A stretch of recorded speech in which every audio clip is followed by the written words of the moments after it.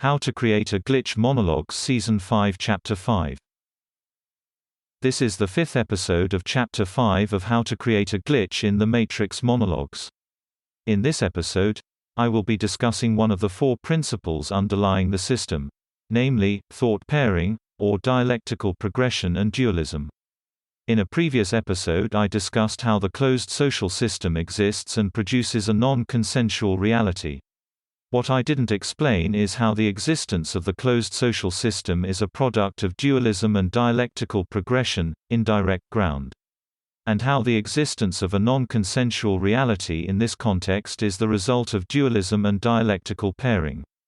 A closed social system exists only through dualism. This is to say that those excluded from the closed social system, migration being non-existent, are excluded according to the quality of otherness.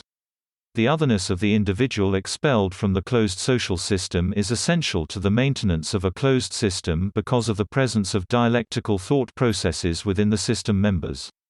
The dialectical thoughts, which undermine the social directive, or existence of the group, are directed into the individual, or other, who is expelled from the closed system, thereby preserving the system from entropy which would otherwise cause its degeneration. In other words, it is accurate to say that dualism is both the product and cause of non-consensual reality, closed or exclusionary social groupings. It is also the result of the existence of these closed groupings. Likewise, negation or active concealment produces othering and therefore closed social groupings and non-consensual reality. Now, another point must be made at this point, which is to say that the unity of existence, the counterpoint to dualism, the oneness of being, contraindicates the formation of a closed social system, barring some other archetypal alignment.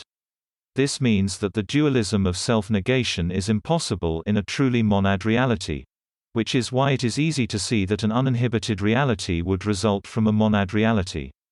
There is of course the alternative that a hybrid form of reality could exist comprising both dualistic and unitary phenomenon, but such a reality would be a mosaic, patchwork, rather than a unitary one. The link between dualism and closed social systems and negation means that the programming of the system is vertically integrated in such a way to produce the dynamic and patterns that we see.